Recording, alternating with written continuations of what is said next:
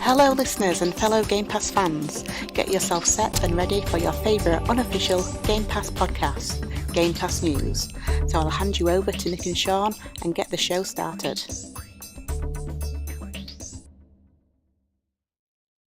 Welcome to Game Pass News, recorded live Thursday, 27th April 2023. I'm Nintendo, one half of this awesome GPN crew, Mr. Sean Abbott from across the pond. He's the other half. We're going to talk about today the UK Peas and Phil's Cornflakes, the third of the way through the year. How has Game Pass been faring so far? And a shit ton of games have dropped on Game Pass this last week. You better sit down. You better buckle up, because Game Pass News is one crazy ride.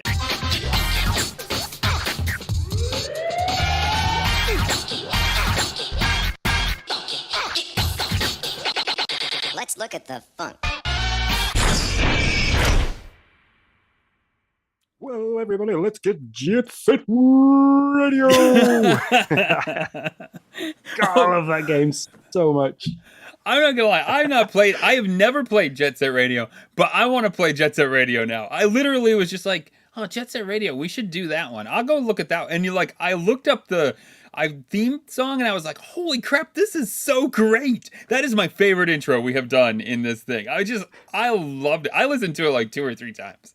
It's fantastic. Yeah, the game is really difficult to. It was easier to play as I got older. I can remember being younger. It was difficult to get right because all I wanted to do was grind around and spray paint everything. I didn't kind of get the mechanics of the game fully. So when I went back to play it older, when it was on Game Pass, I don't think it is anymore. No. Then I figured it out and I got a lot further in the game than I originally did. But yeah, it's a fantastic game. Really fun mechanics. Really weird that they haven't done anything else like it yet since. I know we talked about a couple episodes ago about a game that was very similar to it. But yeah, the music to it was great. It was just oh yeah, dude, that is so much fun. And that's not the I could have clipped probably 4 or 5, and I did 2 minutes of the YouTube themes, the theme song on YouTube. I recorded it. There were like 4 or 5 different places I could have clipped and had a really good intro music. It was great. I was like, man, I don't know. I want to play the game. I want to listen to the full soundtrack. I don't know. I was sold, man. It was good. Welcome, Bruce. Welcome to the chat.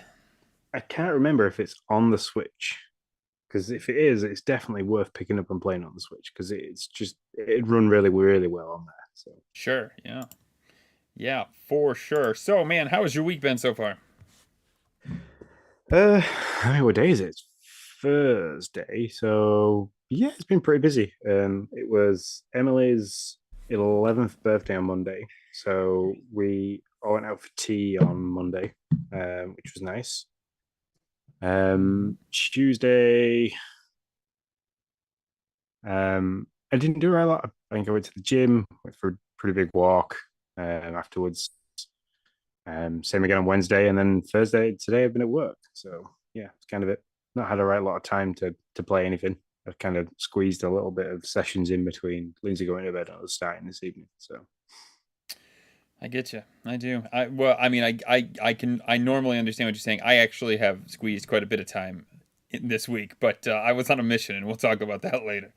I bailed my yard. That's what I'm gonna call it. I mowed it, but I didn't really mow it. That's what I did yesterday for the first time this year, and I probably should have done it for the first time like a week ago, but I decided to wait, and then it rained, and then it snowed, and then it rained some more, and I swear it was like hay by the time. I was like,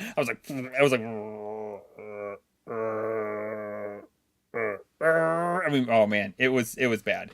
But we got through it, and the kids were like, I don't know, throwing grass all around and having a party, because I do not bag my yard. I'm too lazy for that kind of crap. I mulch that crap up, and it can die. It can just sit there and rot back into the ground. So anyways, that is what I did Tuesday. I started our yard. Nice. I have a lot of work to do. Mm-hmm. Yeah. If you could imagine Pressure Washer Simulator, that's pretty much what I'm going to be doing to my yard for the next week and a half, as well as scarifying, aerating, and painting. Nice. Hopefully you get achievements. See, that would make life tasks so much better. If like when you came in, there was this little thing and you were like, 100 achievement points. Way to go, Sean. And you were like, look at this, guys. I got a power washing achievement for power washing for 2 hours. My power washing my house for 2 hours. That needs to happen. Yeah, it's not. I don't think it'll take that long. It's just I've got to. We have obviously we have one of those prefabbed huge. I think it's 2 meters by 2 meters and holds 2,000 liters of water, which I think equates to about 2 ton. We have a hot tub that sits outside that's currently turned down to 10 degrees because I can't afford to pay the electricity to run it at full temperature all the time because the UK's got absolutely crazy. So it's just turned down really low and kind of like, so the pump cuts in every now and turns and keeps all the seals dry, keeps all the seals wet and stops them from drying out and cracking. Otherwise, it'll end up costing me more in the long run to repair it. Sure. Because it's been sat there for that long, it needs a good clean out. But for me to get into the fence where it is, I have to kind of drain it, pull it out to one side, paint everything, wait for that to dry, put it back. Then I'll be pressure washing the hot tub and cleaning it for it. So yeah, it's just kind of like one of those things. I was stood there, I mowed the lawn because I definitely needed to mow it before anything else. Kind of stood back and went, oh fuck. Now it's started. So I've done so much, and yet I have so much shit still to do. Huh, that's fun. Yeah. And then I found that the cats over the winter have been using like the shady end of the yard as their personal litter tray. So I now have to try and figure out that as well. Beginning of the year, like when summer comes around and the spring's here and summer's around the corner, it's like there's just so many little things. We bought Noah a loft bed. Well, actually, we didn't. My grandmother and mother bought him a loft bed for his birthday. Loves it. He thinks it's awesome. But then all of a sudden he's like, Dad, it's so hot up here. And I was like, well, son, all you got to do is pull down this window. So I pulled down the window and there's a storm window in there. And I'm like, oh, shit. Well, never mind. So I had to like go take that out, go buy a new screen, put it together, like put it in. I'm manhandling. Like somebody should have been able to video me as there's like you take the screen part out of the window, and I'm just like trying to pull this glass piece out and shove the screen in, and I'm like not very happy because it's not doing what it's supposed to do, and I don't know. So God bless the spring projects that you have to get done before you can do anything else. So yeah, that and video games and a modicum amount of work. That's been my week. There you go. So cool. All right. Events wise, it is the last week for Achievement Hunters. Don't worry, I haven't forgot. I know weekly we've been giving updates. I'm trying to pull away from that. But I am keeping an eye on it. I am looking at it. I have the spreadsheet with all the numbers on. So the next episode that we record, I'm looking at my watch, but it's not is when we'll announce the winner. Yeah, that's true. That's crazy. They just seem to come around so quick. Very cool. Can't wait to see who wins next week. We are tentatively planning to also do a Redfall event. Sean and I will be playing. Maybe we'll throw something in the Discord, see if we can get a couple other people playing. It'll probably be, I don't know. I don't really know for sure. We don't have the times nailed down yet, but probably be early morning, I would imagine. Like 8 o'clock Eastern time, probably for me, which is what for you, Sean? 1 o'clock your time, right? Yeah, yeah. I mean, if all else fails, we could probably try and do it later your time, depending on, because I don't know. I'm sure I've seen a map for when the downloads should be available, but I can't remember where I saw it. Oh, that's right. Well, it's preloaded. When does? Okay, we got to try to figure this out. We can figure this out on because we had this with. Yes, we did. Was it? Can't remember the other game. Microsoft Legends. Yeah, Minecraft Legends. Minecraft Legends. Yeah. So, but yeah, I mean, I can imagine it'll probably be similar to as last time. So it'll be like 5 p.m. for me, 12 noon for you. Something crazy like that. Yeah, that's true. Come on. What is the launch time for Redfall? Let's see if they can. I'm sure I saw it because I've spent a lot of time looking at Twitter today with everything that's been going off with Yeah, the it looks like ActiBlizz it's shows. noon. It looks like it is. So. It is noon. Stupid. Why isn't it just midnight? Just do midnight. Yeah. Wait, so, no. According to this, oh, here we go. This will help me. According to this, it's 8 p.m. It's 8 p.m. May 1st. So it's 8 p.m. May 1st, and then for you, it's 1 in the morning, May 2nd. Interesting. So yeah, that time would work for us then. Yeah. Sweet. I hope that this is I hope that the game hoss, because that's where I'm at. I hope the game hoss isn't lying to us. So yeah. So anyway, so there you go. Look at that. We're giving you news already before you we even knew we were going to give news. We're still in the events section. What's going on? So yeah, we're hoping to do that. We'll put it in Discord. Maybe get a couple other people if they can hop on. We'll play and I don't know, check this thing out and kill some vampires or something. Whatever we do. You guys can try to slowly keep me alive in 30 frames a second. Oh my gosh! Jeez, come on. I swear. Because we're talking about it now. Have you seen the physical copies? It says no 60 frames per second or something like that. Like there's some like yeah. So there's just they've literally just put stickers on the cellophane on the outside. So when you remove the cellophane to get to the game, that warning of no 60 frames per second disappears, but it actually states 60 frames per second on the back of the box. Oh, that's why they had to do that. Oh, yeah. Okay. Do you? I mean, I'm hoping that they had some like automated system to like put these things back through, or if there's like some poor schlub that's like, I hate my job. He's just like got these stickers that he's just like sticking on each one of these things. He might hate his job, but at the same time, they're like, this is really important. We'll pay you like triple time just to go. Yeah. Think, think. Yeah, I saw that and I was like, why did they put that on? Why did they put a sticker? What, like, is it that? But I get it. Yeah. No false advertising. Good job, Microsoft. At least you covered your butt. Way to go. All right. So that's our events. That's what we've been doing in life. Let's get into the top stories.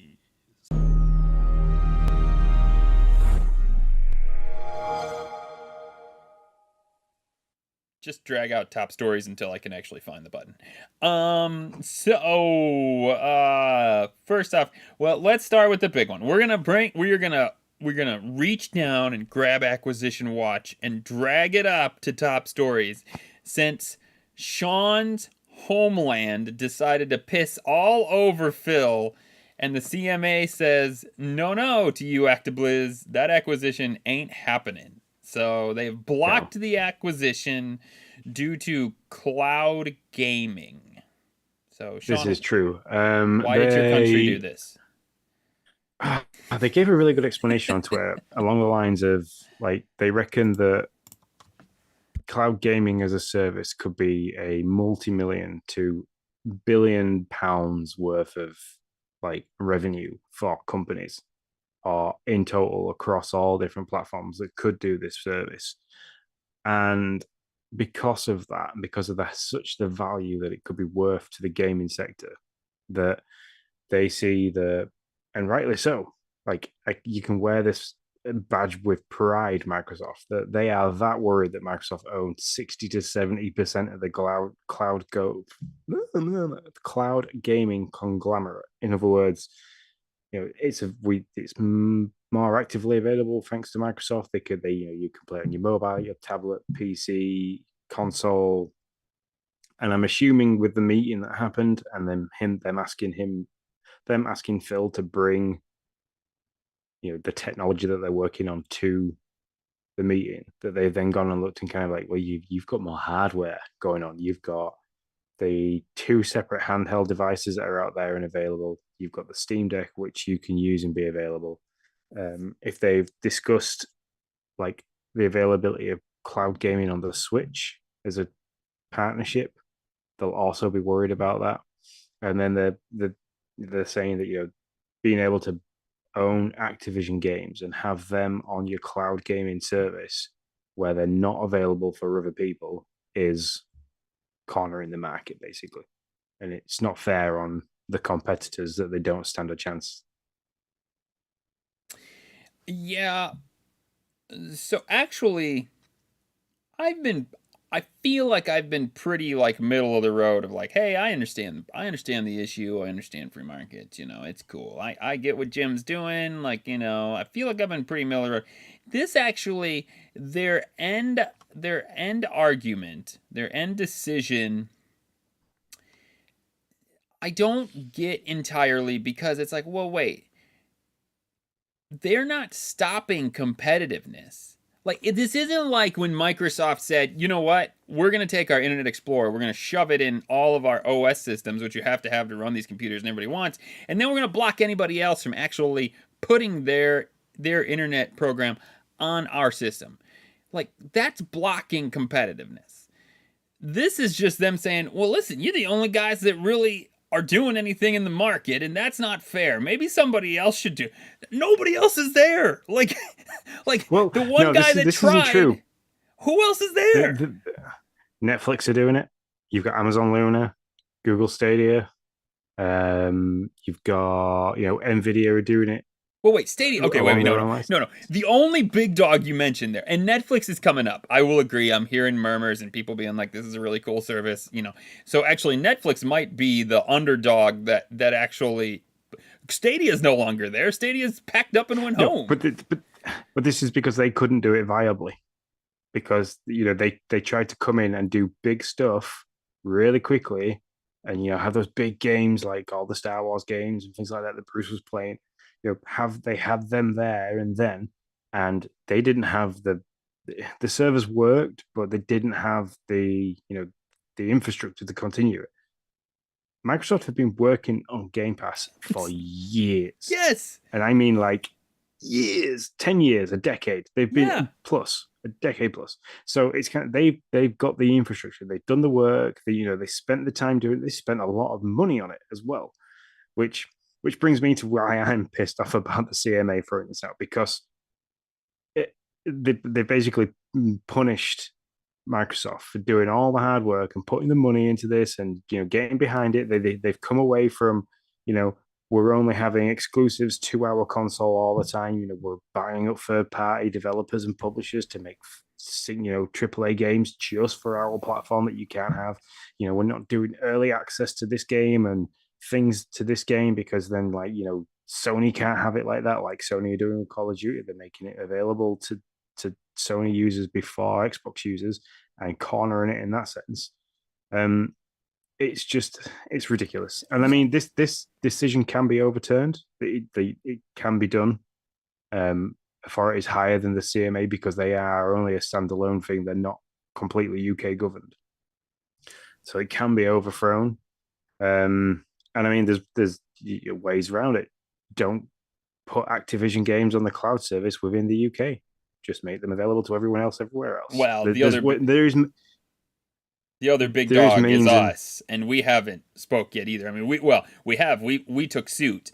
I think Microsoft was hoping that you guys would give it a thumbs up, and that would push us to say, all right, we're going to cancel the suit. Because Phil said, not but a few weeks ago, we still have hope for a June date.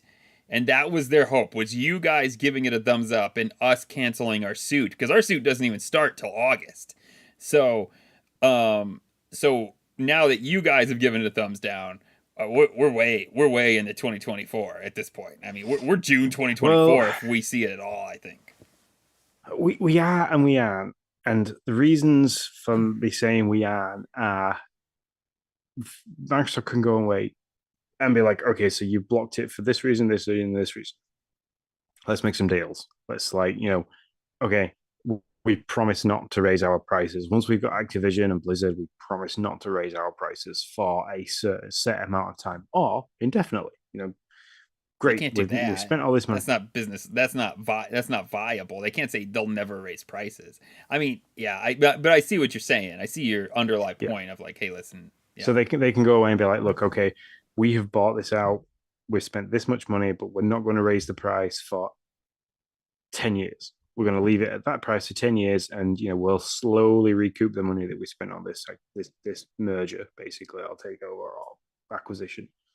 And the CMA can turn around and go, well, yeah, okay, then you're going to spend another decade working really hard to build this up that you've got, which gives people out there the chance to come along and cash in on this as well if they want to do it.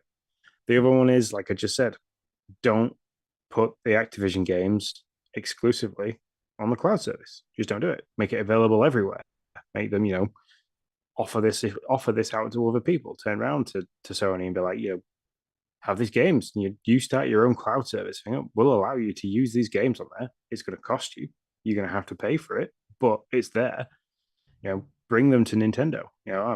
Everybody that owns a Switch can then play, Xbox cloud gaming via the application on your Switch as a handheld, and you can have Tony Hawk's. You can have all the Assassin's Creed. It's going to be cloud based. We know the Switch can run cloud service games like that. Same with Nvidia, same with Logitech, same with the Steam Deck. So there's all that. And then the other one is just don't put them games on there at all. As simple as that. It's a crap thing to be doing, but also not viable for their business. Yeah, it's not their business is not hardware consoles, as we don't have it on our top stories, but they dropped 4% in their sale revenue. They reported last week, or this last week, something like that. But not because Game Pass is making them money.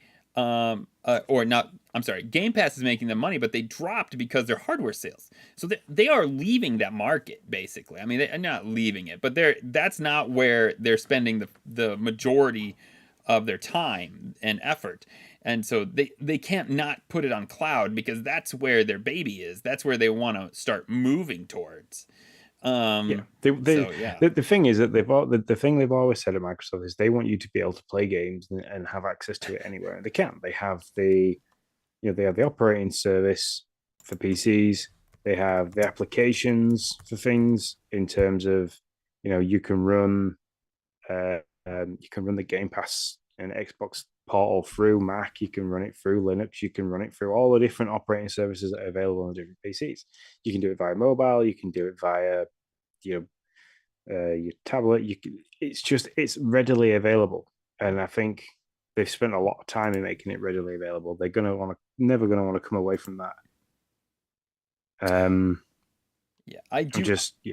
I do agree with what you said, though. I do feel like at some level they are pushing forward in this market where other people are not. And I mean, at some level, right? You have gamers out there for sure that are like, yes, because they hate cloud. They absolutely hate this idea of cloud. Like, it's just like, and they're like, yeah, that's right. Like push back on this cloud crap. But they're pushing this market forward, where others, and they're spending a shit ton of money to do it, where others like Google has, you said Google doesn't have the infrastructure. Google has the infrastructure. We were typing on the same document across an ocean. Like, don't tell me Google doesn't have the infrastructure to do this. What they don't have is the gumption and the will to say, yeah, we'll put billions of dollars behind this to make it grow and watch it grow. They're not going to do that. If it's not profitable, as we know with Google, they'll shit can it, which is what they did. So what they're saying is that by 2026, the revenue from cloud gaming services could reach 1 billion. In comparison, they're saying that the total sales of recorded music in the UK in 2021 amounted to 1.1 million. So they're looking at people who use Apple Music, YouTube Music, Spotify, applications like this where you can stream music. They're saying that this is people have gone in this direction with music, and it's doing fantastic. With 1.1 billion worth of streaming music in 2021, and they're saying that for the UK market for cloud gaming services could be worth up to 1 billion by 2026. Let's see. Microsoft already accounts for an estimated 60 to 70% of global clouding services. And they're going here. Cloud gaming needs a free, competitive market to drive innovation and choice. That is best achieved by allowing the current competitive dynamics in cloud gaming to continue to do their job. So There they is have no blocked it. competition. This is it. Well, what's the yeah. Netflix? Like, wait, Microsoft, listen, come back to us in a few years when everybody else is caught up to you with cloud gaming. You guys are obviously way ahead, and it's just not fucking fair, okay? So let everybody else catch up to you, and then maybe we'll pass your Activision Blizzard thing. But at the moment, nobody freaking cares about cloud except for you. So once everybody catches up to you, then maybe we gotta get Netflix up there, because that's gonna take a lot of time. And PlayStation's kind of like, well, I don't know. We just make our single player games, and they're really freaking, they sell amazing. So whatever, we don't care. And Nintendo works with whatever company, which, by the way, Microsoft made a deal with that company and said you could have our games for 10 years. Yep. And I don't know. I do not get it. I do not get this one at all. There is a lot of ways they could have blocked this that I would have been like, all right, that seems fair. But this to hinge the decision on this, like, well, listen, there's just not enough competition in the market. Well, that's not. Microsoft isn't blocking it. If anything, they're like, have the games, take them, put them on your console. I do not get it. It does not make sense. And to me. I say give it a week, and we're gonna have some more news. I think give it a week, could possibly give it 48 hours. Hell, I'm betting when I wake up tomorrow, there's going to be a statement from Microsoft, or there's going to be some form of, reasoning back and forth that they're going to come back with this, or it'll just get overturned. So, and like I joked with you, if I find out that Twat Waffle from Sony had anything to do with this, I will literally fly to wherever he is, remove his arms, and hit him with the soggy ends, because it's ridiculous. He got his panties in such a bunch that he was like, I'm not bothered about your Call of Duty. I just want to stop this merger. And then, then you get something like this. It's like, how much of an influence is he having on the decisions that are made as an external company? Ironically, he talked mostly about Call of Duty, which they seem to not care about. Call of Duty was not part of the decision at all. Like Jim was in there being like, well, if we lose Call of Duty, I don't know what we're gonna do. You can't let us lose Call of Duty. Like, what are we? We'll just crumble and fall, and we'll have to go bankrupt. And that wasn't even CMA's deal. They were like, yeah, who cares? But let's talk about cloud gaming. Like that was kind of like, I feel like he missed the boat. I don't know, but that's fine. That falls under having those games on the cloud gaming network, because if you do that, you are going to take away from people wanting to physically buy them for Sony, and you're going to push people who are on Sony towards Xbox, because all in all, for your monthly subscription to Game Pass and Xbox Gold, having Game Pass Ultimate, you will get the most recent version of Call of Duty. Yeah. So it boils down to me. My confusion really comes in.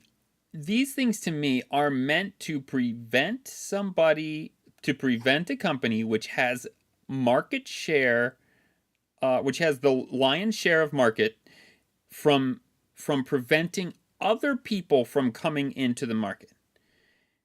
And that's not what's happening here. They aren't choking other people out of the market. They are just continually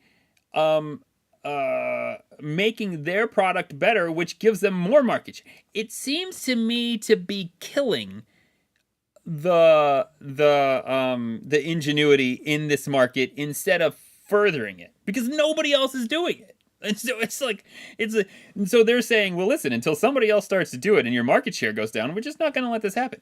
And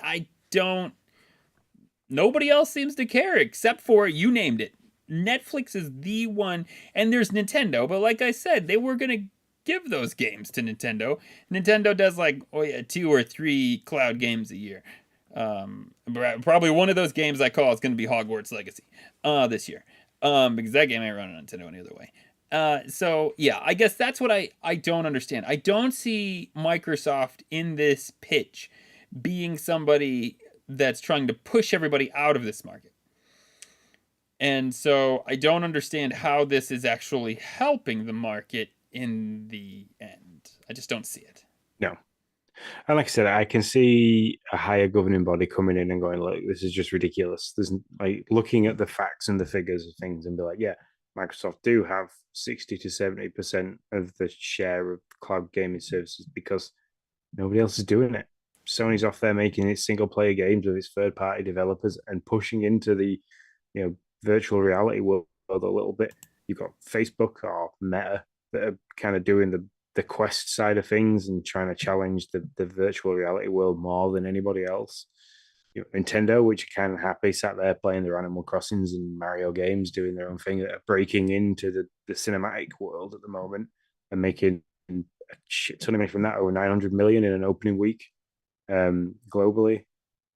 It's bizarre. It's bizarre that it's been stopped because of that being that, yes, it is Microsoft's, and we keep saying it's Microsoft's strongest point at the moment is that they have a fantastic cloud gaming network and a subscription-based service for games, which is fantastic. It's so strong, and this only resonates to me. The fact that it is that strong is that a huge governing body like the CMA have turned around and said, actually, it's too big.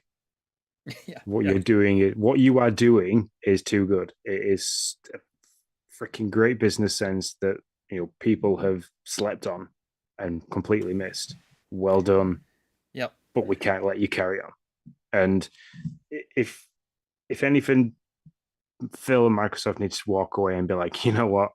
It's a little bit of a nod to us that we're doing really well. Let's carry on doing what we're doing. We'll go back. We'll regroup. We'll figure something out so we can get this past. Let's go make some deals. Let's maybe not make some deals. I wouldn't care. I wouldn't care personally if they turn around and said, okay, UK, you're not going to get the Activision games on the cloud service because your country says not. EU were quite happy to do it. And I can only assume that if the EU is quite happy to do it, and then everyone else in the world is happy to do it, apart from the UK, that the US will probably follow suit with the rest of the world and be like, well, yeah, okay, we'll do that. Because it'll make our people happy that we've done something completely different to the UK. You do not know us. Do you? I mean, we're the one that use all the stupid measurements that don't work with anybody. No, we do all the shit that nobody else does. We are likely to pass it if everybody else fails it. That's probably what will happen. I mean, that's just America. No, I don't know. It'll be so you have the EU. The big dogs left are the EU, the US, and Canada, pretty much. I mean that's a decent That's a decent sized market. They seem to be like the big players in this left. And it'll be interesting to see what I'm assuming their study and investigations of this acquisition continues forward. I don't think this grinds everything else to a halt. I'm assuming our suit will continue because the acquisition's still out there. Yeah. So and then I don't know. The other side of this is that I don't see that Microsoft can afford for it to fail. Oh. And my reasoning for this is, and I don't know the credibility of the source, but Bobby, touchy-feely Bobby from Activision, kind of released a statement saying that no matter how we do this as a singularity, or united with another large company, we will carry on to do this, and this. And apparently the number of 3 billion has been bounded around, which is a bill or a fine that Microsoft would have to pay for the failure of this merger because of the time, effort. Oh yeah, definitely. So they can't afford for it to fall through. It's going to cost them like 4 times more than it would be for it to go through than it would for it to not go through and have to pay the bill. I think so. I mean, there's interesting things on both sides. Like, what does Microsoft do if it doesn't work? Like, what is their next plan? The next question is what you're saying. What does Activision Blizzard do? I pretty much you get the feeling that their managers were kind of geared up to merge and be one with Xbox, and now all of a sudden it's like, well, okay, maybe we're not doing that. Maybe we're still going to be on our own. I think Bobby's got his suitcases packed, and he's like, well, shit, and I was ready to go on a vacation. Uh, Yeah. so yeah, I don't know what Xbox's next move would be if this falls through. Like, what do they do? They try to buy I can't Ubisoft? see that. Yeah. Well, turn around and go complete like Rogue and just buy Square Enix, buy Ubisoft, and be like, screw that thing. We'll just have Square Enix games all over our cloud gaming service, and Ubisoft. Seeing as you're so bothered about Activision and Blizzard and all that crap, we'll just have those two instead.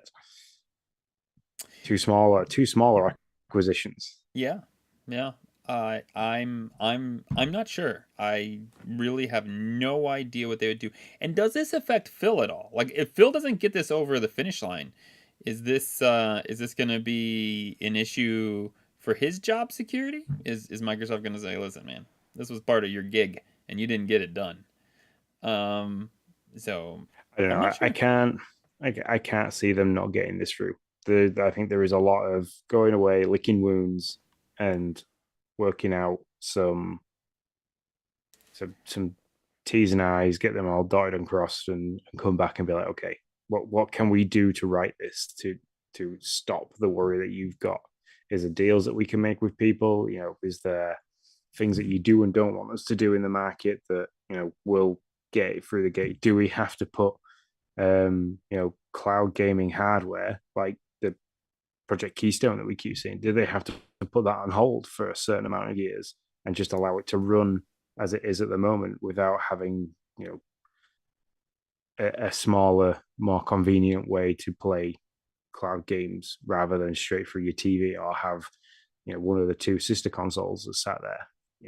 Is there a better way? Do they have to go away and do something like that? Yeah, I mean, you just have a candid conversation, which I'm sure. I mean, it's deliberations. I'm sure they said hours of deliberations is what they talked about. That they were saddened that all these. Oh, we're especially disappointed that after lengthy disparate deliberations, the decision appears to reflect a flawed understanding of this market. Um, like what the only thing that makes me wonder if you're right, Sean, is how do they gain less market? Like, how do you give market away when there's nobody to give it to? Like, well, this is it. You can't give it away, but you can share it across more to who? platforms. Nobody else is doing it. Well, no, like you get this on Nintendo, and we'll talk about the merger. Get the application written, get it running on a Nintendo Switch, get it proven to work, allow Okay, Nintendo all right, I users. see what you're Yeah, saying. So move and forward then with your current structure of games, and show how you're gonna do this on cloud. yeah, But do these other places even want cloud? Like, that's the thing. Like everybody's quite content to do what they're doing right now and make their money. And I don't know if it's a wise decision, but I mean, from what I see, that seems to be the case. That's not entirely true with Nintendo. Like I said, they do a handful of these cloud games, and maybe Nintendo would be willing to do this. Maybe Nintendo would be willing to take on a Redfall via cloud or something, something like that. So you're right that. And Bethesda was a sore point in this whole acquisition thing of like, hey, listen, you took on Bethesda. You said you wanted to share games, but all you ever did was keep those to yourself. So that's a fair point, by the way. I completely agree with that. What they said they were going to do and what they did were a bit different. And so yeah, you're right. That would be a way to maybe but that's going to take time, Sean. That is not going to happen in a week. That's going to take like a year yeah, at least. I mean, yeah. yeah. And then like I say, the other thing is that Phil's going to have to stop sharing pictures with Project Keystone sat behind him, because I think that's something that's going to have to come off the table for a while as well. You think they were just holding that back? You think they were just holding that, waiting for this to get through, and then they were going to be like, bam, here's our Keystone, here's our family plan. Come on in, people, and buy it all up. You're probably right. Yeah, I think when Phil's been invited to 10 Downing Street for his tea and biscuits, that he's had to go there with all the toys and been like, okay, this is like we had this kind of planned for Q4 of 2023, and we've got this application on this device planned for Q1 of 2024. And then winter 2024, we were thinking of releasing, a console aimed just for cloud gaming that does have a hard drive in it, and you can save and do this, that, and the other, but it doesn't have to have the disk drive and all the capabilities as a Series S. It's smaller, more affordable, more people can get involved. I think there was going to be a lot of that. I think they were going to try and adopt a Stadia style system for Game Pass in the coming 18 months. And that's now going to be put on hold because of this. Sure. Well, it'll be interesting to see. We're already 45 minutes into this pod. Well, probably not 45, but we're quite a ways in. So do we want to skip the assessment of Game Pass, or do we want to just make this like a 2-hour podcast? You tell me. I'm game either way. Yeah, well, we'll go for it. I mean, I'm up at 5:30 in the morning for work, but it's midnight. We'll be fine. We'll be fine. You won't have to get up. Congratulations. You'll already be up. Yeah, just don't sleep. So we are 4 months into this wonderful year, and so I thought, let's take some time and reflect on Game Pass and see how life has been with Game Pass in 2023. And Sean, I'll tell you, when I first thought, I thought Game Pass has been great in 2023. Like, this has been fantastic. But really, Sean, when I look back at our list of games that Game Pass has dropped, it's Hogwarts that really has like floated me across the last 2 to 3. I don't know how many months I've been playing Hogwarts anymore. It's all blur. Floated me across this deal. So here, I mean, and we've gotten a lot of games. I'm not going to say Game Pass hasn't got a bunch of games. They totally have. We've gotten Persona games. We got Monster Hunter game. Age of Empires, which is one of the ones I said, hey, that's great. We got GoldenEye, but that's kind of a wet noodle for me because I could have gotten it on Switch. So, whatever. Although the controls suck there, but different conversation. We got Darkest Dungeon, Hot Wheels Unleashed. Let's see. I'm just trying to hit the big one. Cities and Skylines Remastered, which I should have put an end by that one because I know I love that game. I just haven't had time to play it. So there we go. Minecraft Legends. Yep, Minecraft Legends just dropped. Great game. Merge and Blade. That was a if you're looking for like a shadow like a shadow game that you would never think was all that grand. Merge and Blade, man. I beat that game.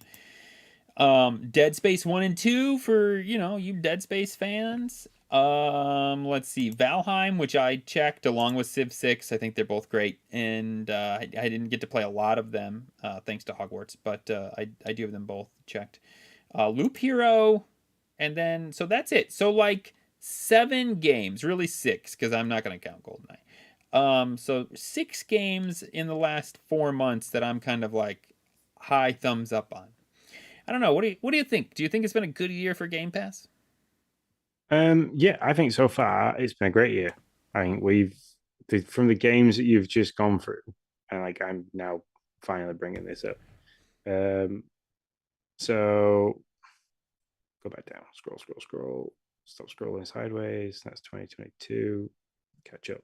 So games that are coming. Oh, we've had. You say we've got the Persona, Monster Hunter Rise. I'm going to put GoldenEye on there because that was a fantastic thing to have. It was. Grid Legends, which is a great racing game. Atomic Heart. Yeah, you liked Atomic Heart, right? What was that? Yep. Yeah. I did enjoy that. I didn't get to finishing it, but I enjoyed it. I know Justin Lance, Ninja Lunchbox. I know he enjoyed it.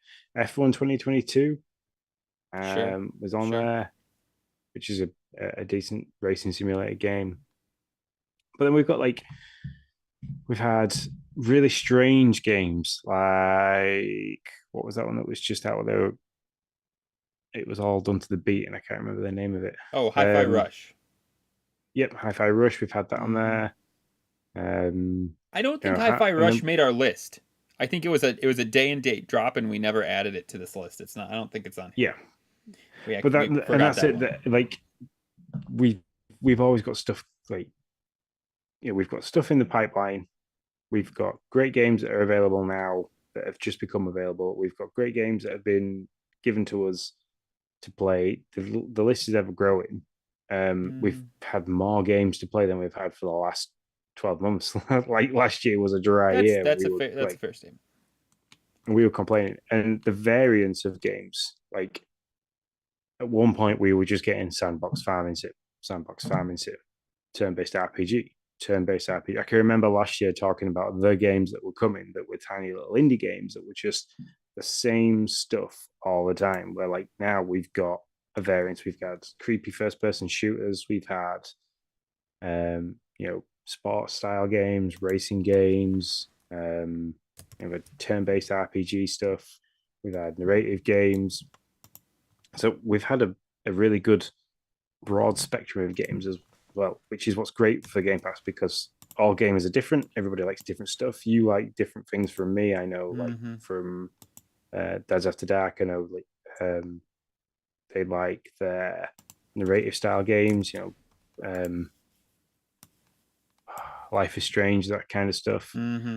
So we've had things like that. We've had big first party ones that have come out, like say Minecraft Legends, complete different spin on a game that has a game franchise that is very well developed in its own little world.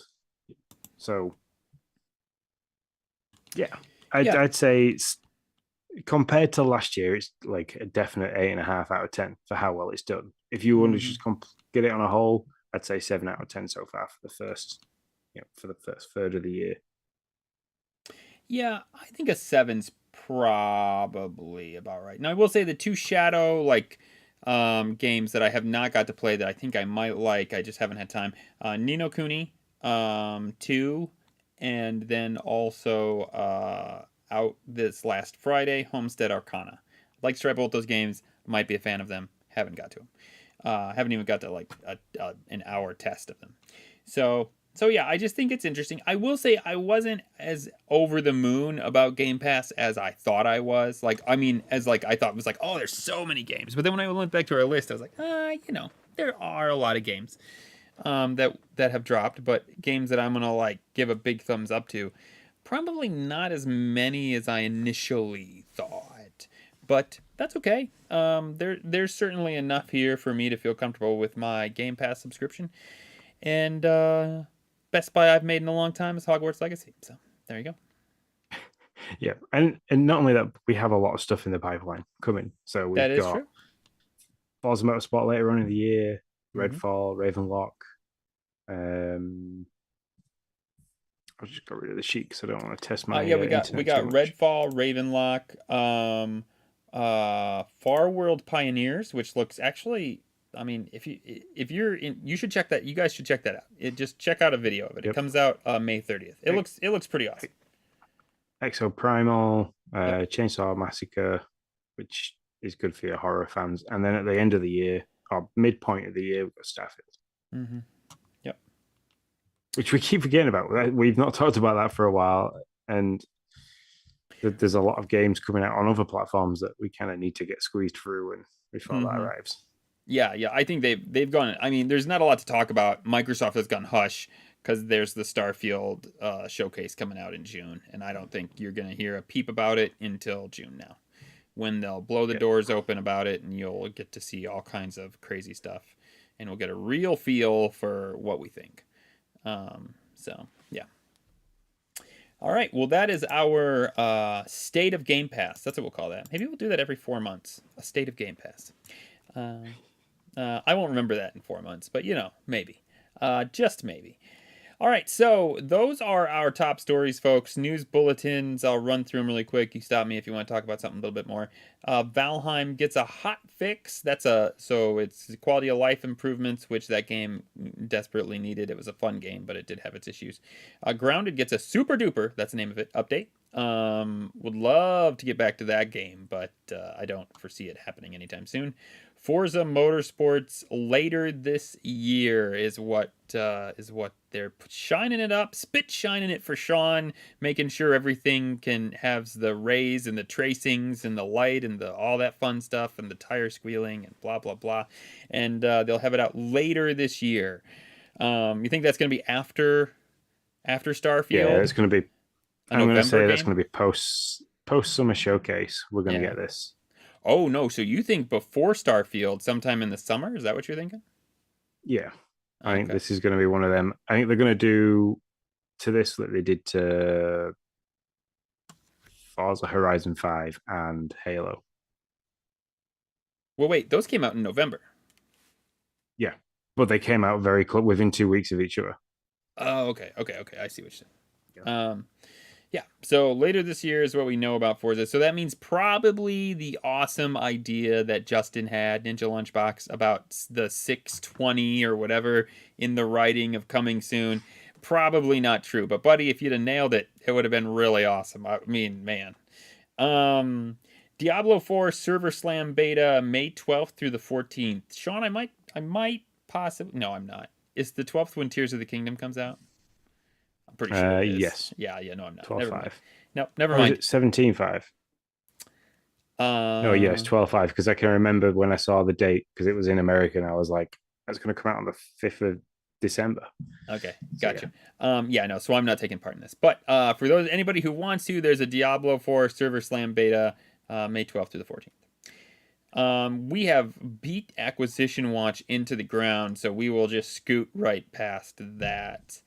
Man, they barfed out a lot of games this week, Sean. Coffee Talk episode 2. And then Homestead Arcana on April 21st came out, which is a game I want to get to. You're a witch and you're farming potion material. I don't know. It seems weird, but it seems like a Nick game. The Last Case of Benedict Fox came out today, along with Blaze Blue Cross Tag Battle Special Edition. I'll talk about Benedict Fox in a little bit, give you my thoughts on that. And Quantum Break comes back. Apparently that licensing issue, the lawyers put their head together and they figured it out. And there we go. It's back on Game Pass now. And it's it's took it by storm as well. A lot of people are excited that's back. So there you go. Coming next week, Redfall. Redfall comes out May 2nd. That's the big one. That's the one people have been waiting for. Yep. It's going to limp on to our consoles at a slow turtle 30 frames per second. You're barely going to be able to do anything with it. It's going to be awful. No, I don't know. I have no idea. I think it's going to be fine, but whatever. And just, I had already had this pre-installed prior to the second wave of pre-installs being available. I think the second wave of pre-installs that came was to allow for some DLC patchwork. Gotcha. So double check your dashboard, make sure you've got the current version downloaded, because you don't want to try and fire it up on May 2nd and be like, I've got like an extra 45 gigabytes to download. So yeah, I will have to look. To be honest, I haven't even preloaded it. I have to shift some stuff around, and I think I may have to sacrifice Microsoft Flight Simulator. Well, no. I don't know. We'll have a conversation about that later. So yeah, I got to shift some stuff around to get this in, because the preload comes in for us S people at 40 gigs, for X people at 77 gigs, and if you're a PC person, it's 100 gigs. So there you go. And if you want this game, which, Sean, I have the white controller. I may very well sell my white controller if I like Redfall. I'm not buying it ahead of time. That's not happening. But if I like Redfall and there's a design that really fits, that I like, I may sell my regular white controller for a Redfall controller. We'll see. But that's on the docket of possibility at the moment. So if you want, there's a whole bunch of designs and design. I don't know if a whole bunch. There's like 5 designs in Design Lab that you can play with, and they're all Redfall related. Yeah, I like all kinds of fun. I like the purple one and the gray one. One has to connect with me, like I can look at the design and be like, oh, that one's neat, but I'm not gonna buy it. unless like I play the game and I'm like, oh, that's my character, or that's my favorite place. If that happens, then they'll get me. But at this point, not so much. Ravenlock, which I was trying to find a little bit more about, and I'm having trouble doing that. Life takes a turn for the unexpected when your character stumbles through a magical mirror into a troubled kingdom, explore fantastical realms, meet mad characters, and defeat dark monsters. To end the Caterpillar Queen's reign of terror. There's something about I'm trying to find more about it. Oh, is it turn-based? Made by the creators of the award-winning turn-based adventure game Echo Generation, Ravenlock is an epic finale. I don't know. I can't find anything about it. I'm just rambling. If you can find out more about the gameplay, you tell me, Sean. Here is something that I'm excited about. Plate Up, which was an indie game showing off in the Nintendo's Indie Direct, is coming to Xbox Game Pass. It's a 4-person co-op game where it's kind of like a Overcooked meets logistical simulation management type thing, and kind of smushed together. It looks like you're basically making your own restaurant. You're placing counters where you need to or where you think they should be, and you're buying ovens and stoves and all that kind of stuff, and then everybody kind of works in the kitchen that you create. It looks like a lot of fun, and I am pretty excited about that.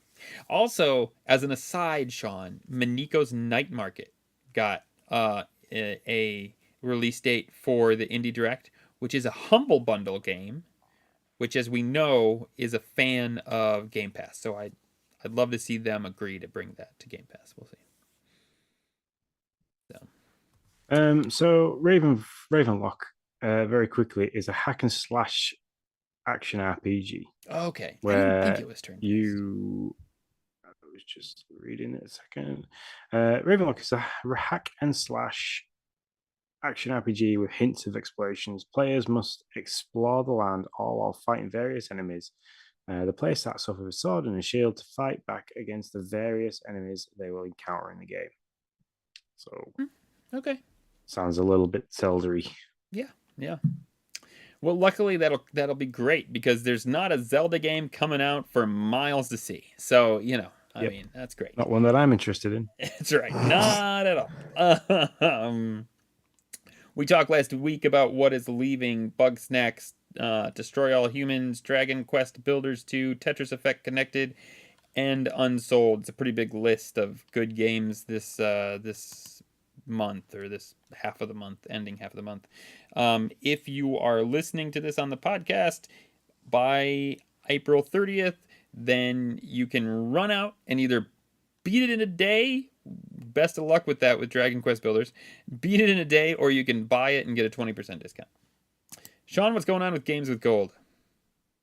So there has been no change yet. So it's still Peaky Blinders, something or other, Mastermind, and Outer Space Couch Edition. So that's the 2 current ones. At the end of the month, starting the 1st of May, and I get tweeted out to Bruce about this one because we literally, when we had him on, I was telling him how great I thought the Star Wars Racer game was, because I really enjoyed the pod racing side of it. That is from the 1st of May through to the 31st of May is going to be available to claim. I am going to snap that up and I'm going to play it. I'm going to play the living daylights out because yes. Nice. So that one becomes available, which I thought was quite ironic considering we were talking to Bruce about it. Yeah. And then the second game, which looking at the gameplay trailer, looked very, very cute. May 16th through to June 15th, Hoa, Hoa. Travel through the beautiful, mythologically inspired world of Hoa. Play as the titular fairy returning to her homeland to reinvigorate the terrain and its inhabitants. This is a soothing, meditative puzzle platformer which will utterly charm you with hand-painted art and a beautiful score. Lose yourself in the little wonders. I'll also be claiming that one because it looks like a really kind version and not a very dark version of like Play Dead Inside and stuff like that. My bad. Didn't realize that was a YouTube video.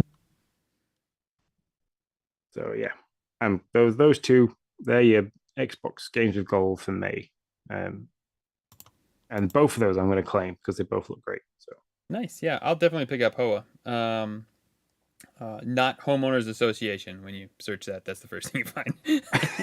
That was the first thing that I found, at least. All right, so that is our top stories, our acquisition watch, and our Game Pass headlines, folks. Moving right along, we are into the Xbox Spotlight.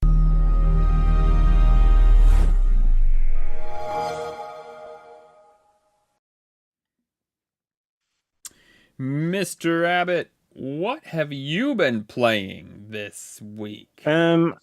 So literally in between things like putting kids to bed, waiting for people to get out of baths and showers and do the parenting thing, um, I've I've done a little bit of Session Skate Simulator. I'm still powering on with the missions that it gives you, um, which kind of really doesn't do anything other than give you cash to buy clothing and other skateboarding apparel in the game. But it kind of lets me it takes me to different places in the game that I wouldn't have thought to go to and do different things. And the like object collection and dropper kind of thing where you can put your own ramps down or even like put bits of concrete down and bits of plywood on top of it to make like makeshift ramps and stuff.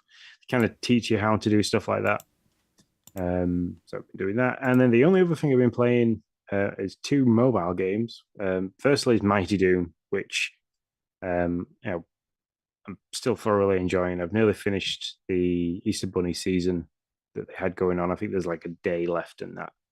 Yep. So I'm hoping tomorrow I will get to level 35 and get like the last thing to unlock.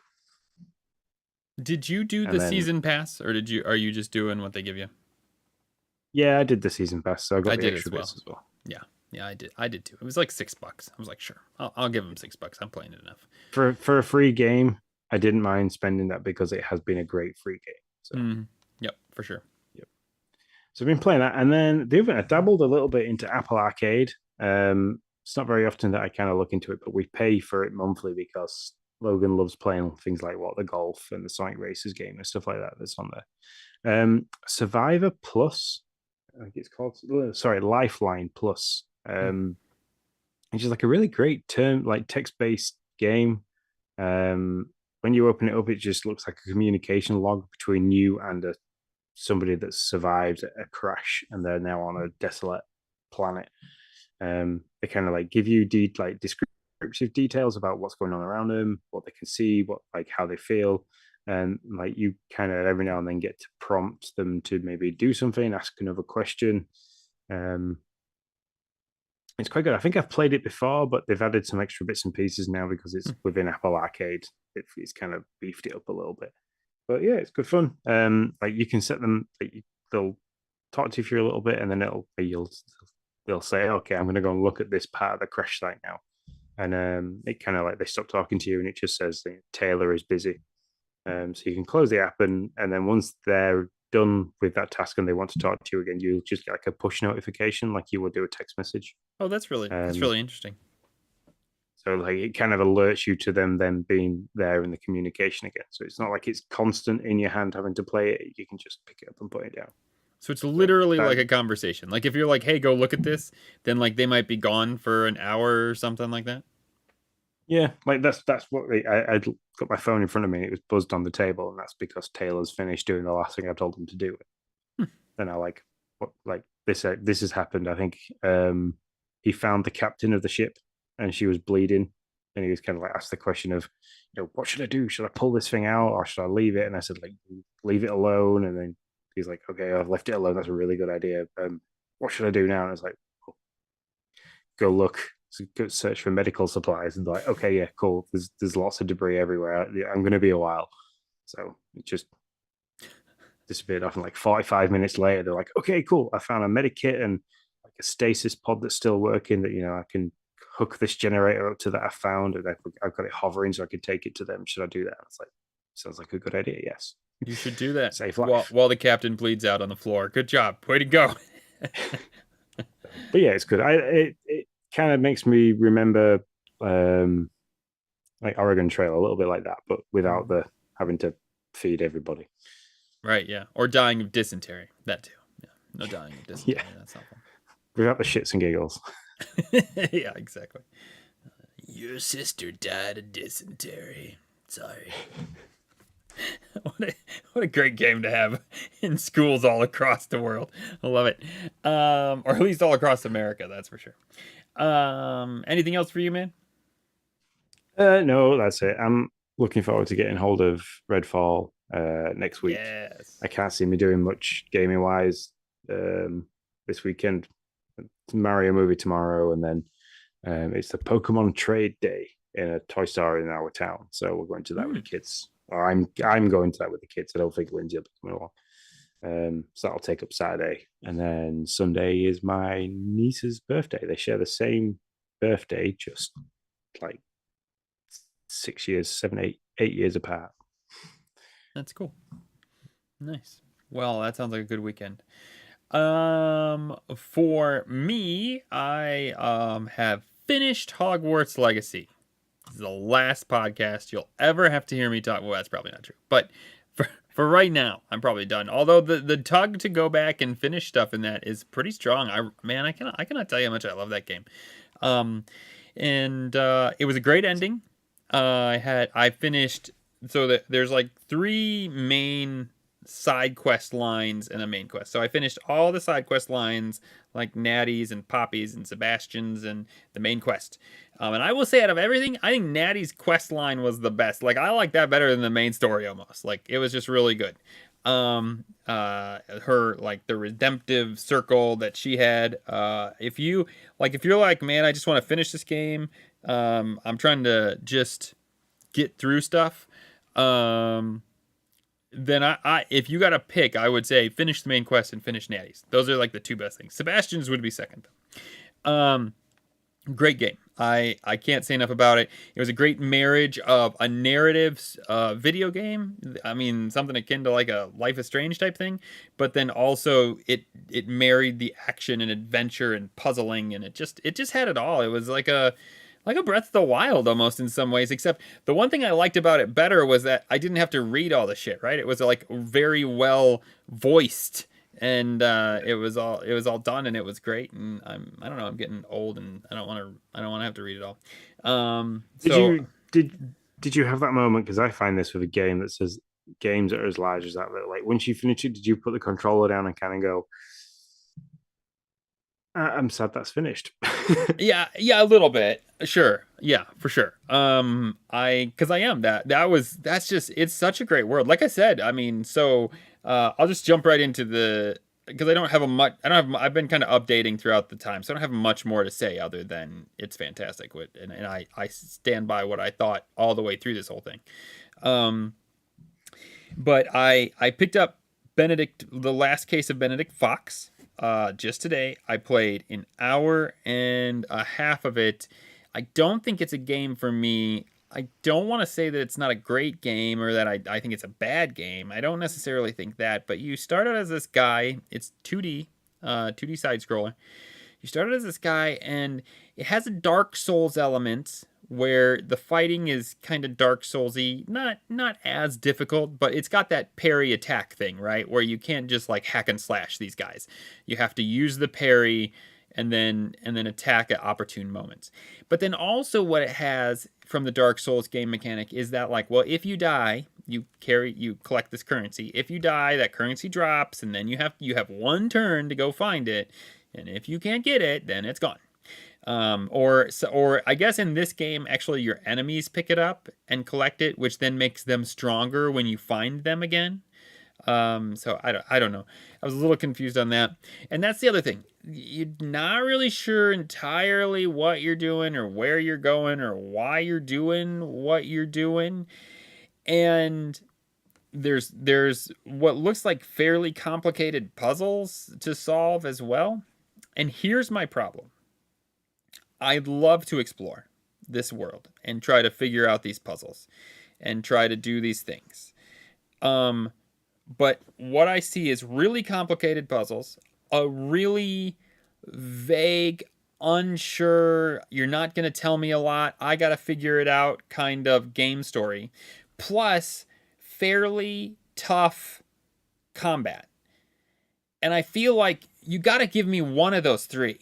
Like I don't want to slog through really tough combat not knowing what I'm doing and also have to figure out super tough puzzles. Like all three of those together, just for me personally, what I want to do in a video game is it's just too tough. I don't want to deal with that. Like it feels like it would be such a slog.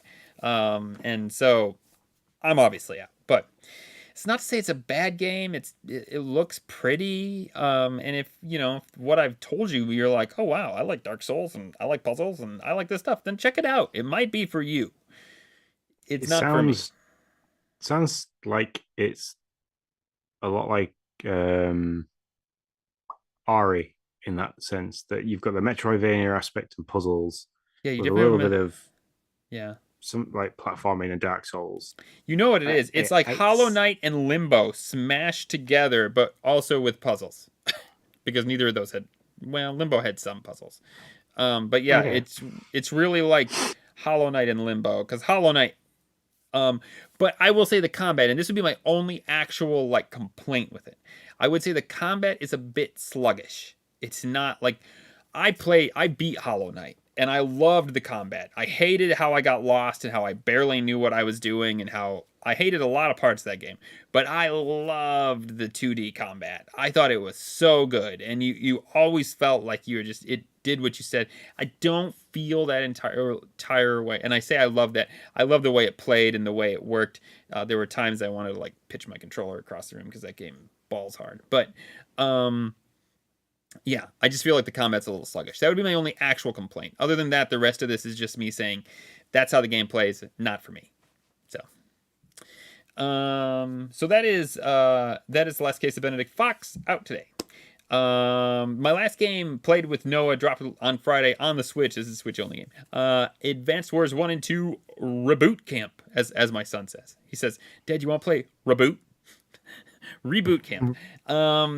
It's a turn-based game, Sean. I don't know why I like some and I don't like others. I can't answer the question, but I am loving this game. It's a ton of fun. It works in my head. I love the logic. We're playing on, I believe it's called casual mode.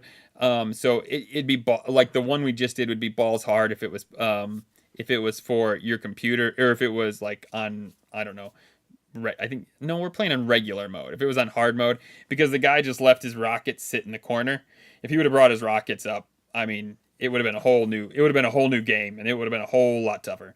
But it was nice of him to just leave those in the corner and not try to blow us to smithereens with them. So yeah, but I'm really enjoying it as army-based, turn-based strategy. But it's very like cutesy, like a little cartoon, like, oh, yep, you got my tank, and it's just, so I'm enjoying it. Sound effects are just for you, by the way, Sean, and our podcast listeners. Hope you'll enjoy them. And that's what I've been playing. And I've been playing Doom as well. Mighty Doom. I've almost beaten World 7. I got the season pass stuff. Man, I mean, my wife and I watch something on TV almost every night. The new day drops at 8 o'clock. That's like, they made that for me. That's the first game that drops at like 8 that I've ever played. That it's like, normally it's like at 2 a.m. or midnight or something like that. The new day starts at 8. The kids are just down in bed, and it's like, oh, okay, look at this. I got all kinds of new stuff to do. So we kind of settle down on the couch to watch whatever we're going to watch, and I play through a couple of the bonus levels and get my stuff and call it good. So, and that is actually all I've been playing. For the first time in a long time, we have party chat stuff. Anything else before we move there? No, let's answer some questions. Let's do it.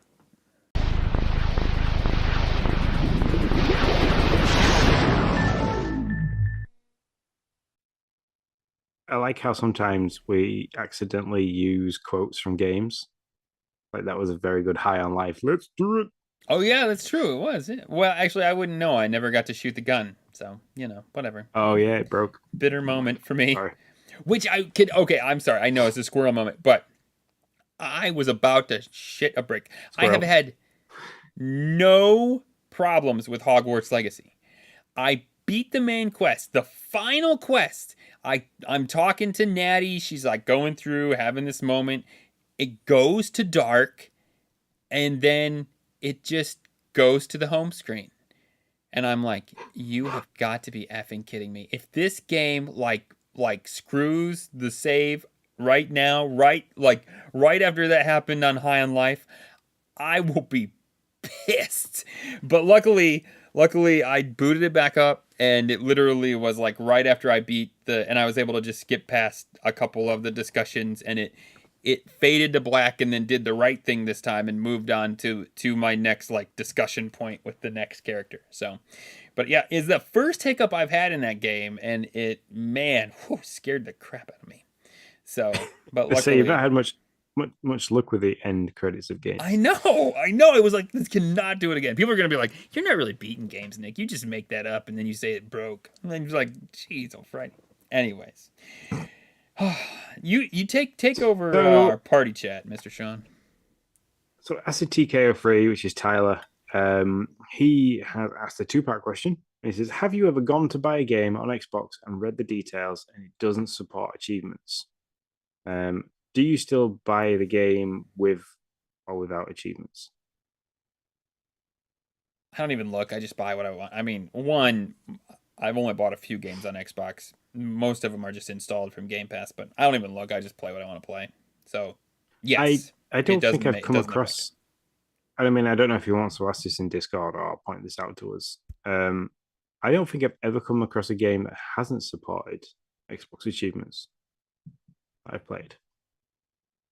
I mean, usually we get to see like the achievement list before we see the game. So that's true. Sorry, I unmuted. I apologize now for the sniffling. For whatever reason, my nose has just suddenly started itching like crazy. Hey, look at this. Just recently. So I just typed in, is there a game? The game Valheim doesn't support Xbox achievements, but it should not affect your previous game progress or achievements since they're all saved or connected to cloud. I don't know what that means. But apparently that game doesn't. Fair enough.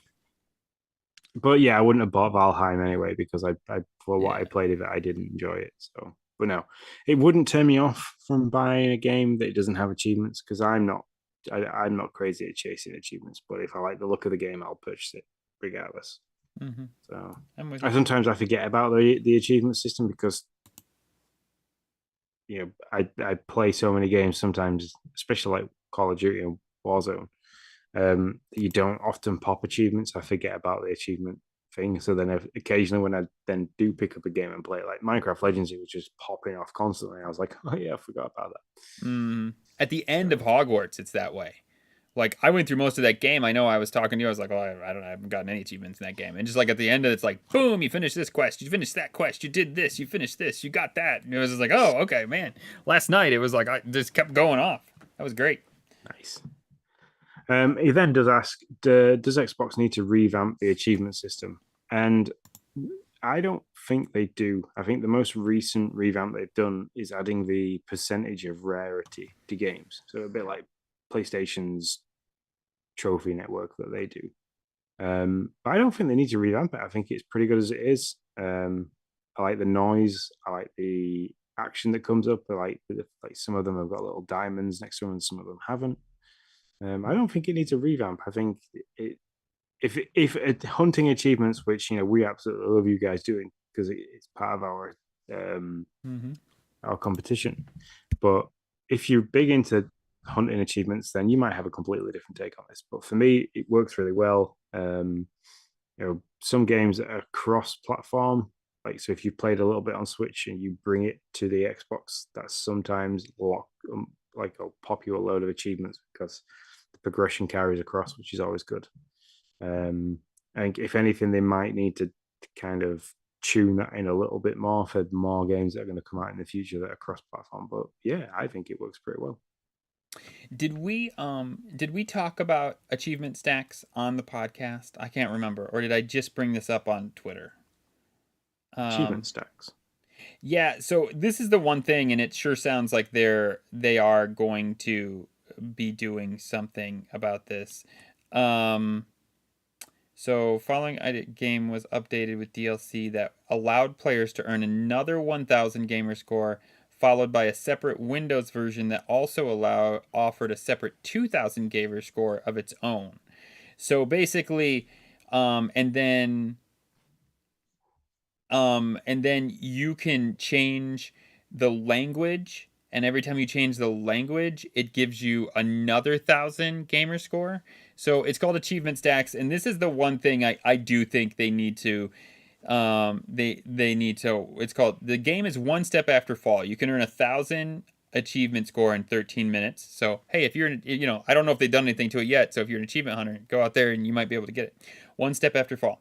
1,000 achievement score in 13 minutes, and then you can go to a different language, or you can do the PC, which is 2,000, and you can just stack them, and so it's called achievement stacking, and Xbox has spoke out and said that they plan to work on fixing achievement stacks and getting rid of. In fact, it says here, as of today, April 15th, the One Step After Fall Spanish and One Step After Fall German versions have been removed from the Xbox Store by Microsoft to avoid achievement stacking. So you don't need the language. Like these games don't have there's not a big deal. You can play them with, whether it's in German, French, it doesn't matter. But if you go there and you beat the game in German, you get another 1,000 points. So that's the one thing I do think they need to look into. But other than that, I think they're and it sounds like they are looking into it. So, okay. And then the last question comes from the Forge Master himself, Bruce, Mr. Togobot. It says, I have a question for Sean. Have you found any new euphemisms for Jim Ryan? Yeah, I think I used all my saltiness up earlier, but he is a wet noodle. Bruce said that in the chat. I think I called him a twat waffle earlier, but he's just I don't know. We'll see what the next week or two brings, and if he chirps up, because I don't think he's yet to fully speak out about the whole CMA rejection thing. So we'll see what he says about that and how pissed off I get. he's over there just like cutting cigars and celebrating. So, no, I don't know anything about it. But also, it's like or anything about him with that. I don't have any real feelings about that like you do. But it's like 1:00 your turn, right? Your time, right? Almost 12:40.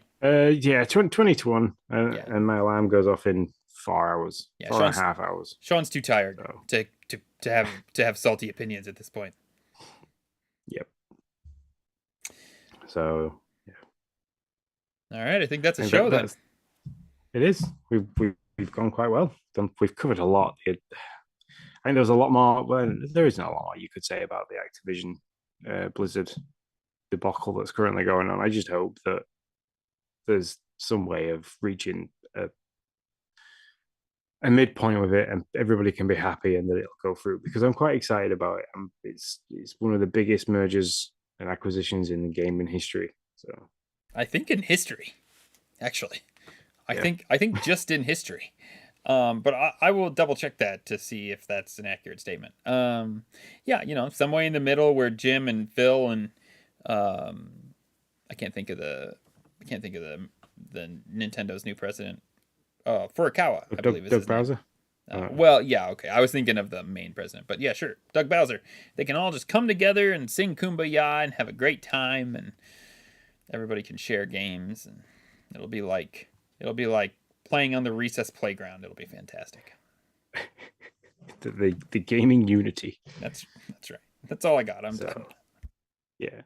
Well, everyone, thank you very much for listening. As always, if you want to get in touch with us on any of the social media accounts, you can do so. That's Facebook, Twitter, Twitch, and YouTube. Everything is at Game Pass News. If you want to drop us an email, Give us your reactions to everything you can do by emailing us at gamepassnewscast@gmail.com. If you listen to this via your podcasting app, please leave us a review, some stars. It always helps us out. If you want to jump into the Discord and chat with us, subscribe to our Twitch channel, and you can get in there. Thanks very much for Bruce for joining us in the live chat. And until next time, guys, we shall see you later.